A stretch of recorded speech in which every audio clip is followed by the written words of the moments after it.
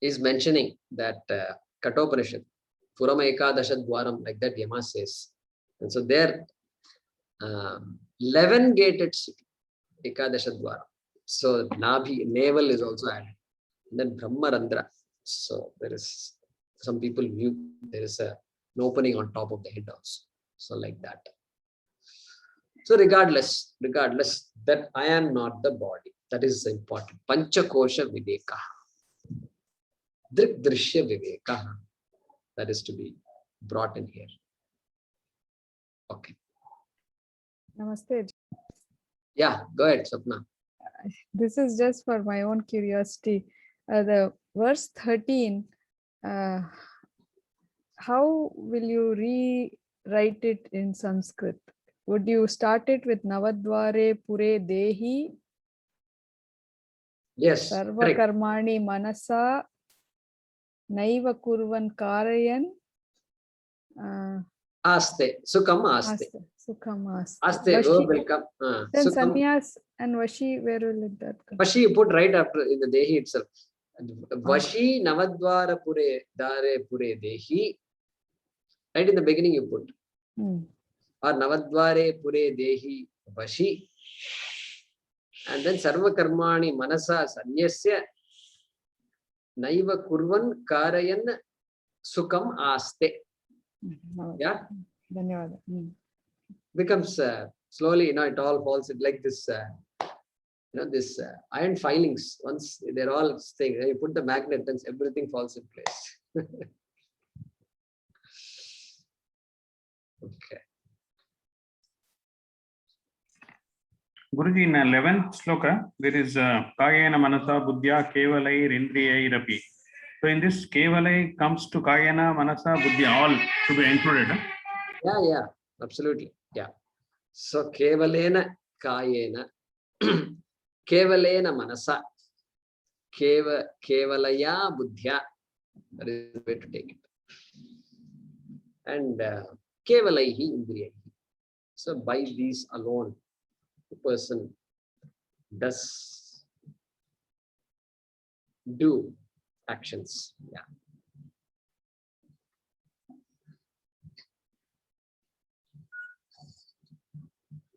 Oh, I see. Okay.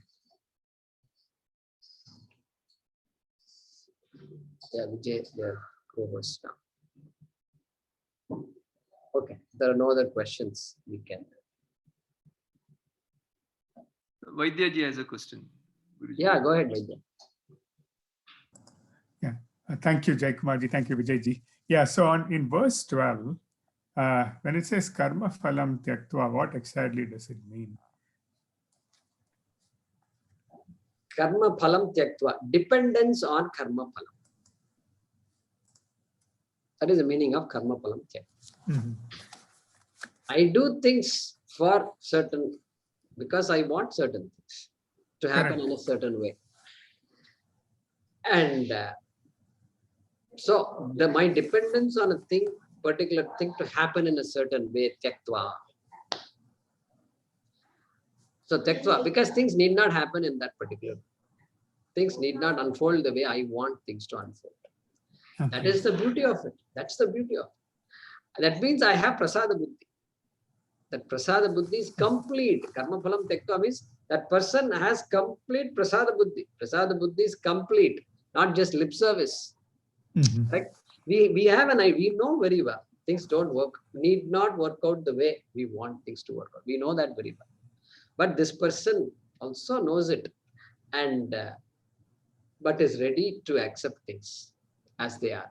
So that person is really alive to realities. So really that person is the one whose free will is, as Swamiji would say, whose free will is not vitiated, whose free will is not, what do you call that? There's a word for it. It's not vitiated. Means free will is there, but free will is restricted. My anxiety restricts my free will, correct? Can you agree with that? My anxieties restrict my free will. So the less anxiety I have, the freer I am. to do whatever is to be done. And so karma phalam tyaktva is a very important phrase there. And karma phalam cannot be given up. Why? Because karma I did. And every karma has to have a result. Mhm. So you can't say, I do karma without getting any result. You can't say that. Because the law of karma is there, operating very much. Every action has an equal and opposite reaction. All this is there. Therefore, you can't say karma phalam tyakta means without karma phalam, you can't say. So it has to be an attitude. It has to be how I look at karma phalam. How I receive the karma phalam, how I accept the karma phalam. That is where I have choice. That is where I have choice. I have choice nowhere else. Nowhere else do I have choice. Therefore, karma phalam tyaktva means that I am not bound by what happens. I happily accept whatever comes to me. Prasada buddhi, complete prasada buddhi.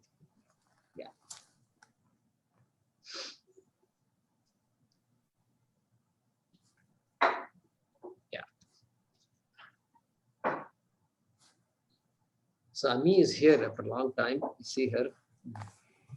Namaste, Guruji. Yes. Namaste. Thank you for your motivating messages to come back. So you're wearing a mask. Yes, I'm outside, Guruji. I have brought my daughter for some classes. Okay. And I'm waiting outside till the time she completes them. Okay. Okay. Guruji, can I ask you a small question? Yeah. Everyone tends to ask questions about Kattu Upanishad and a lot of these other Upanishads, which I'm not aware of at all. If someday you can shed some light on that, that would be very helpful, because it's also a part of our Sanskrit book, the exams for which we are studying, and I'm finding it a little difficult. What are these different Upanishads, and why are there so many, or what is a part of each one of them? Something just a little bit would help. Yeah. So I'll explain to you what an Upanishad is first. Vedas is our scripture. It's our shastram. We use the word shastram for it. And shastram, which is apaurusheyam, means it is not authored by any human being. That is called Veda. Every other text is authored by some person. Okay.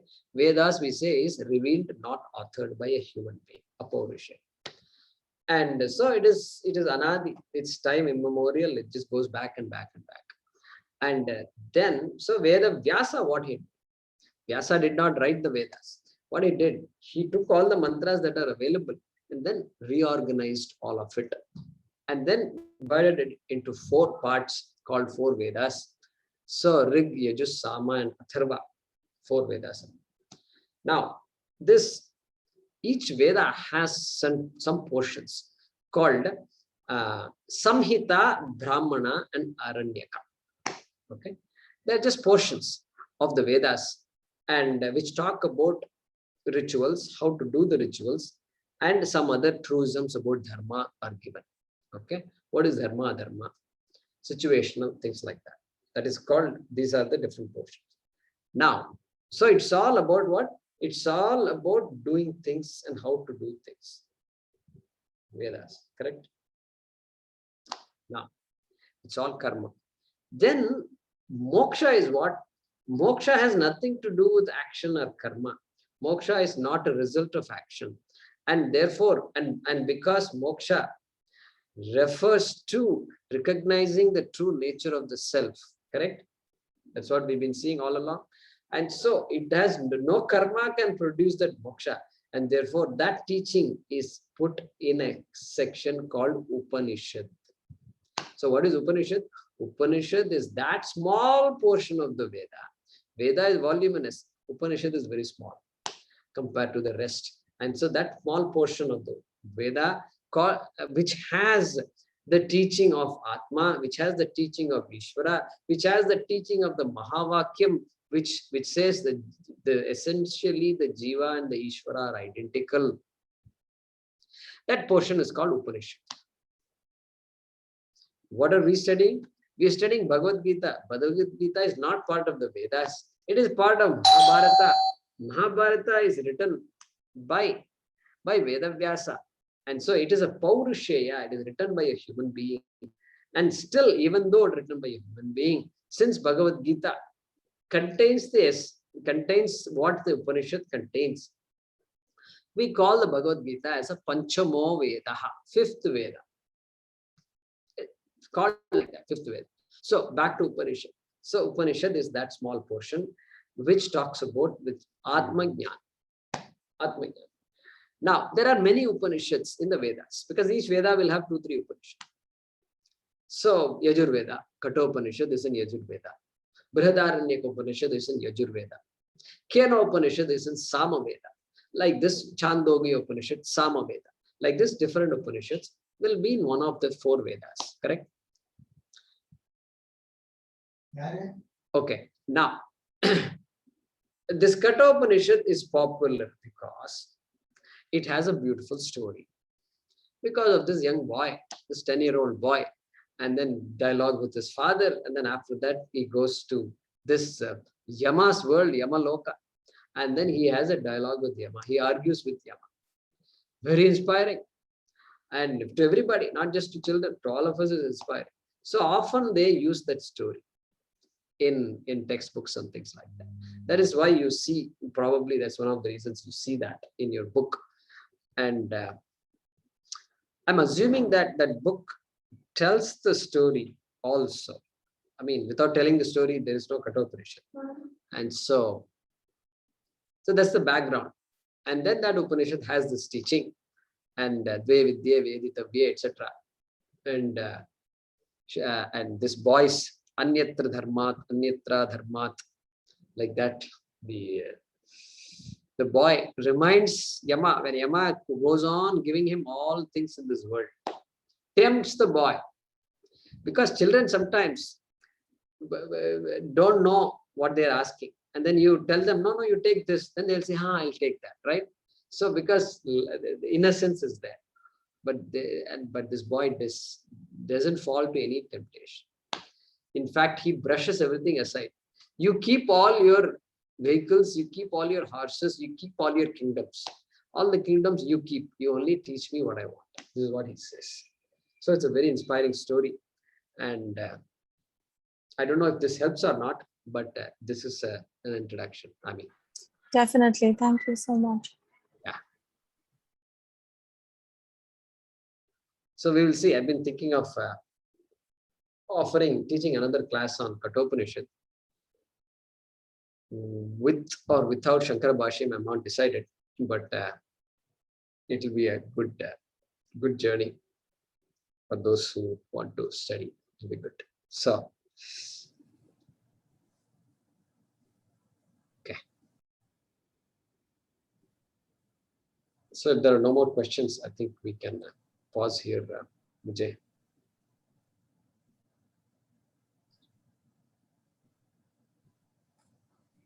Do you want to stop after the prayer? Or? Yeah, we can have, let's do this. We can